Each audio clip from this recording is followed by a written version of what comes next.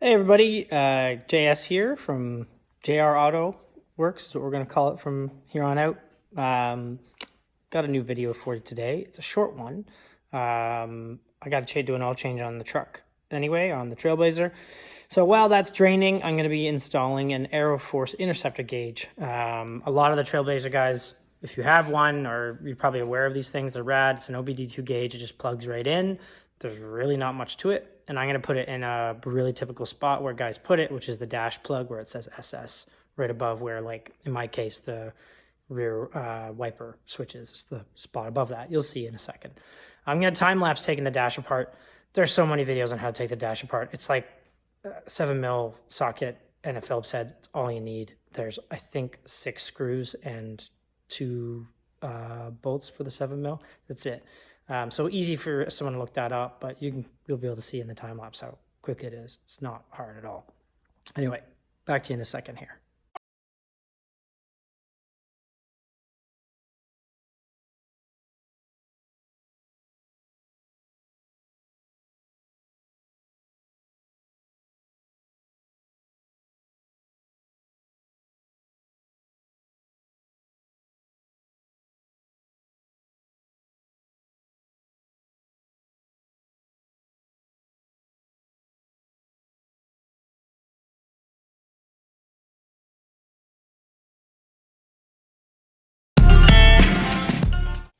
So the dash is apart as much as I need it to be. It's pretty basic. I had to get all this nonsense out. It all came out. And this is what I was trying to do, is get this plug out. Because we are going to convert this plug into basically a holder for the gauge. So that is what's coming up next. So here we are. Aeroforce Tech, it's the company, Aeroforce Technologies. And they make these kick-ass OBD2 gauges, which I'll explain when it's installed. Lots of other guys have done this, but I'm just doing it because it's fun. Boom. There it is. It's not a huge gauge. There's options to get, like, the SS logo on it and all this other stuff. I thought I might have actually bought that. And it... Oh, wait. Nope. Oh, there it is. Ha ha ha ha.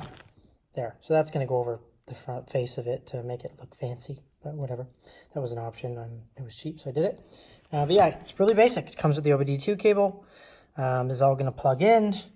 There's a little quick start, but I'm pretty sure you just plug this in and it's going to go through a configuration process and that'll be it. But this will kind of show you what we're doing here. You can see these are almost identical in size.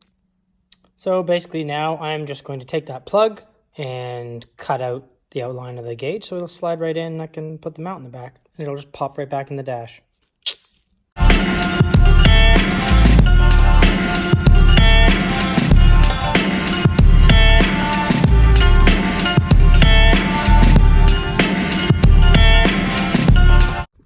So that little tab at the bottom, that's the bottom of the gauge, or bottom of where the plug goes. It has a little riding ridge here. And I just trimmed it the best I could. And I think we are right there.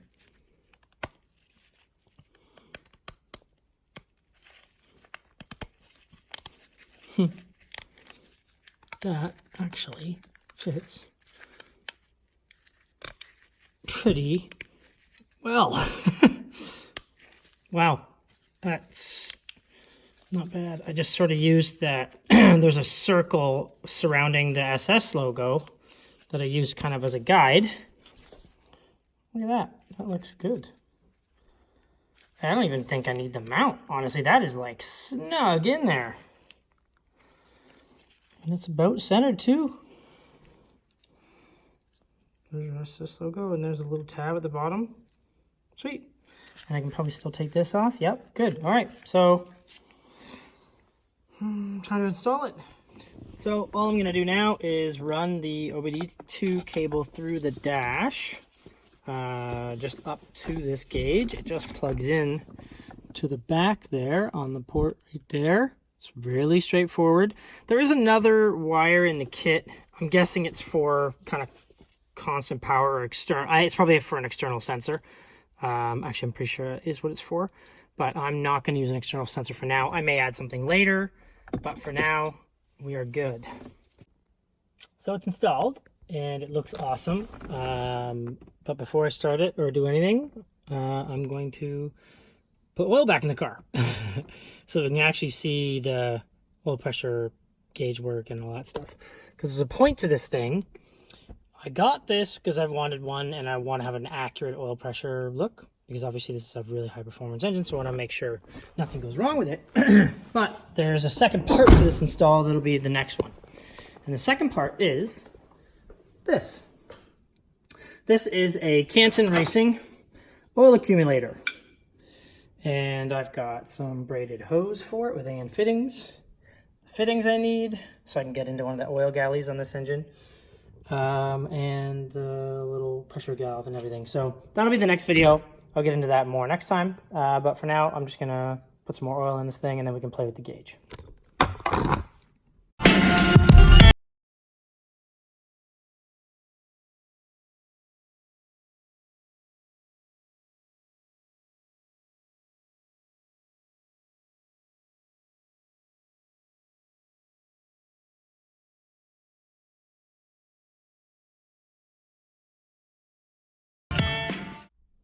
So we're back. It's all full of oil. New filter, all that stuff's taken care of. And now we're going to play with this gauge. So it is very simple. It's just plugged into the OBD. I ran the cable down through the dash there and down below. I should turn the light on here. Let's use this light. Anyway, there it is. The wire comes down through the dash, and then I kind of snuck it down. You can see it plugged in there. That is it. Really, really simple. That's what I love about it. It's the OBD port powers it. So first start. Let's do it. Start it and see that change.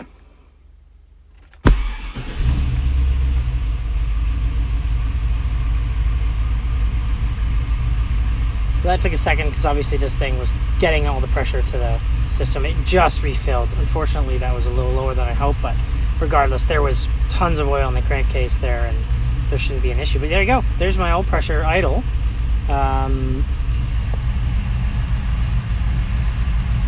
Yeah, and that's about right based on what I've heard. That's what I should be seeing. And then as you get going here,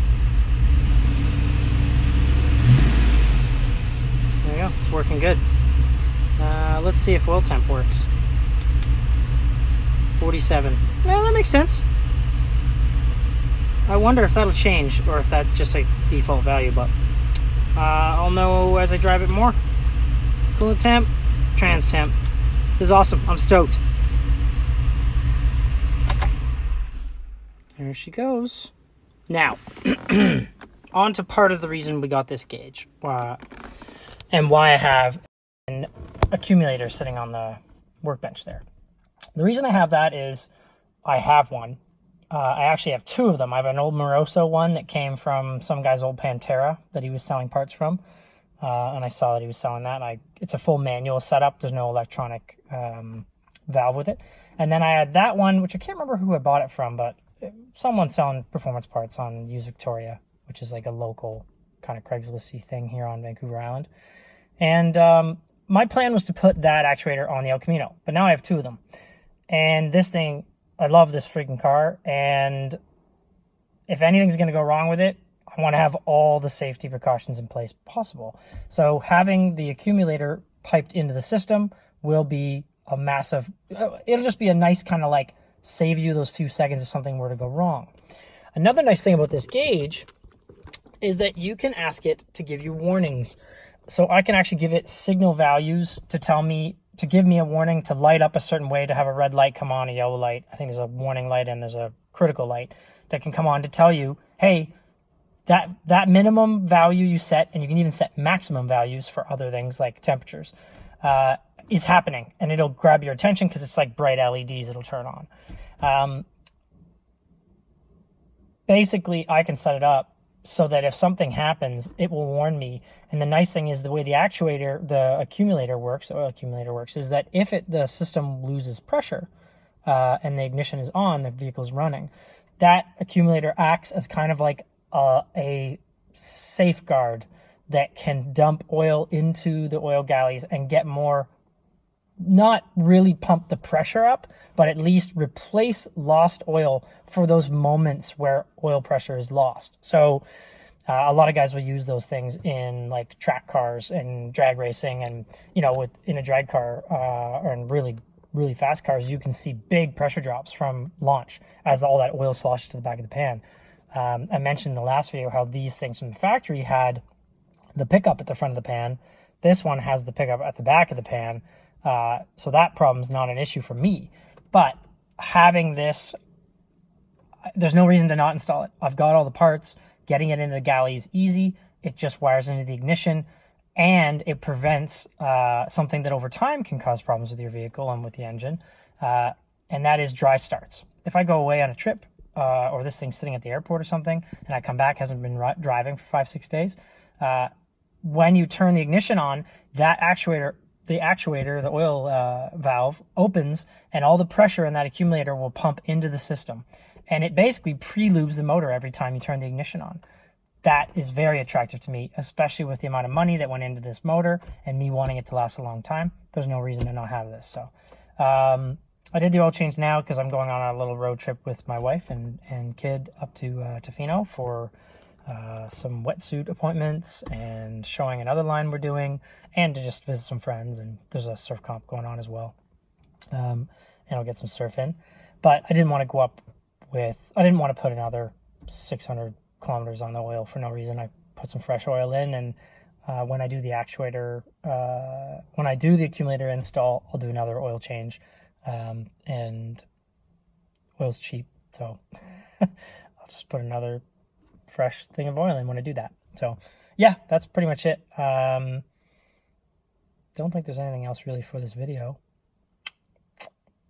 Maybe I'm going to play with the settings again on this, set some mins and maxes. So I played with the settings in this thing, and I did figure out, and I changed that. I did figure out how to set up the warnings, and right now that is one of the warnings showing. So what I did is there's 2 lights that it gives you the ability to set warnings on. So basically I told you light both lights up if the oil pressure is below 25 pounds, and the other level I put it at was below 35. So when I start this, those lights are going to turn off. And they did it really quick because obviously the pressure gets up there pretty fast. So now, yeah, if the pressure if I get a 10 psi drop from kind of idle, it'll turn on that first light. Now I'm going to play with those settings, but I'm pretty confident. Right, if there's a 10 psi drop, something's wrong, especially from this. This is sort of what you want to see minimum at idle. This motor has great oil pressure, so I'm pleased about that. We're getting up almost to, there you go, over 60 on a decent rev. But yeah, I'm stoked. This thing's rad. I'm excited to play with it some more and figure out what other functions there are. See if I can pull a DTC from it in a second here. There you go, and there's the lights coming on from the pressure drop. Pretty cool. This thing's sick.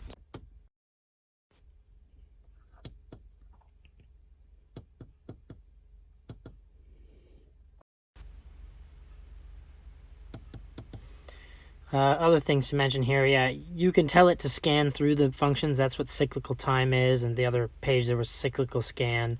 You basically can tell it to just constantly be switching through those parameters you asked for. So you would look at every single parameter in the thing in theory and just set the time very quickly, but I don't need to look at all those, and I can change them on the fly if I wish. But I like that you can do stuff like this. You can look and see if there's misfires when the thing's running. Obviously there are 0 misfires with it running 0. Not running, so that's a cool little feature.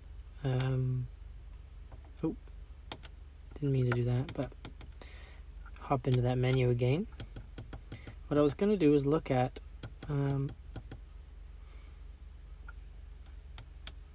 it's saying there's no faults, but I have there's an engine light on, which is weird. I have an amazing scan tool for clearing stuff like that, but let's see if it'll work to clear it. Cleared okay. DGC's cleared. I wonder if it actually cleared it. Let's see.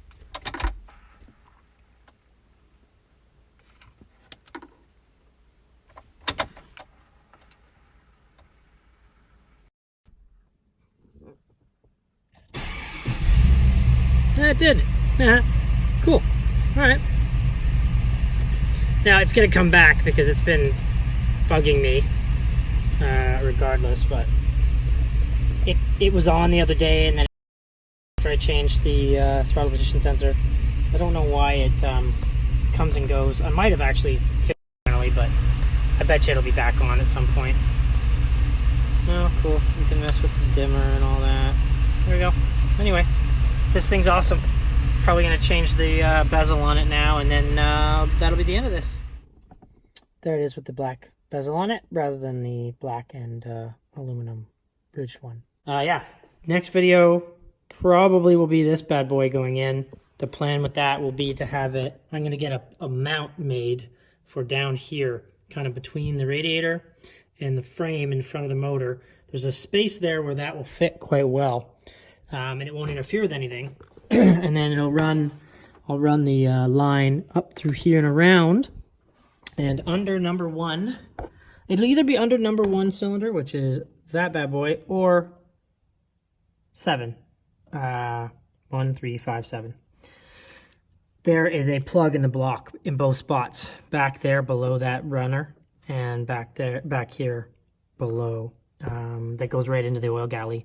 One is pre-filter, one is post-filter. You're supposed to run it post-filter, but I've read a lot and it doesn't seem to matter for the purpose of what I'm doing, because it'll be really just a pre-loop situation. Getting the oil into the system, into the galley, down into the mains, that's the priority here. It'll just extend the life of the motor. And being in either of the ports is better than not being in either of the ports, sending pressure into the system and having that backup for sending more pressure if there is a catastrophic failure of some sort. Anyway, that's it. Thanks for watching. Subscribe for more. Hit that like button. And yeah, lots of cool stuff on the horizon, like putting that into that out there. When we finish working on the Trailblazer, we go get pizza. And this is what we take to do that.